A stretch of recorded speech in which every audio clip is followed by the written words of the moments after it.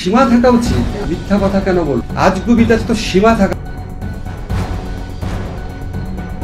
৩ তারিখ রাতে আসিফ নজরুলের সাথে ডিজিএফআই কার্যালয়ের পাশের একটি ভবনে আসিফ নজরুলের ঘনিষ্ঠ বন্ধু major general Hamid, lieutenant general Mujib এবং মেজর জেনারেল ফেরদৌস সেলিমের একটি গোপন বৈঠক হয়। এবার সাংবাদিক ইলিয়াস হোসেনের অভিযোগের কড়া জবাব দিলেন আসিফ নজরুল। উপদেষ্টা আসিফ নজরুল বলেছেন, খুবই দুঃখ ও অবাক লাগে যখন দেখি আজগুবি ভিত্তিহীন অকল্পনীয় তথ্য দিয়ে একজন আরেকজনের পেছনে লেগে আছে। একটা ভিডিওতে নাকি দাবি করা হয়েছে আগস্টের ৩ থেকে ৪ তারিখ রাতে আমি সেনানিবাসে ছিলাম, সেখানে আর্মি অফিসারদের নিয়ে ভারতের দালালদের সঙ্গে মিটিং করেছি। আমি অবাক হয়ে যাই, মানুষের কল্পনার তো একটা সীমা থাকা উচিত। শনিবার জাতীয় প্রেস ক্লাবে বাংলাদেশ সংবাদ সংস্থা আয়োজিত স্মৃতির মিনার গণ অভ্যুত্থান ২০২৪ শীর্ষক সভায় তিনি এসব কথা বলেন।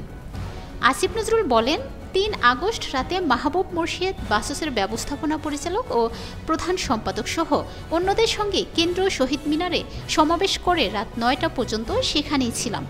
তারপর ঢাকা বিশ্ববিদ্যালয়ের ফুলার রোডের ১৯ নম্বর বিল্ডিংয়ে ট্রিপল-ই বিভাগের শিক্ষক অধ্যাপক মুস্তফা মামুনের বাসায় থেকেছি।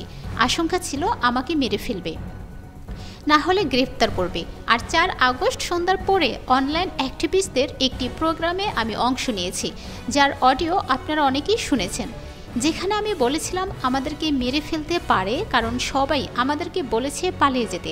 তারপর সেদিন রাতও ঢাবি শিক্ষক মুস্তফা মামুনের বাসায় ছিলাম। সব কিছুর একটা সীমা আছে। আইন উপদেষ্টা আরও বলেন, আমাদের মধ্যে মতভেদ থাকবে, আমরা একজন আরেকজনের কাজের সমালোচনা করব, কিন্তু মিথ্যা কথা কেন বলবো?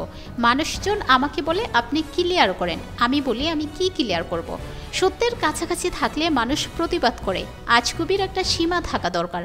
অবশ্য এমনটি শুধু আমার ক্ষেত্রে নয়, সবার ক্ষেত্রেই কম বেশি হচ্ছে।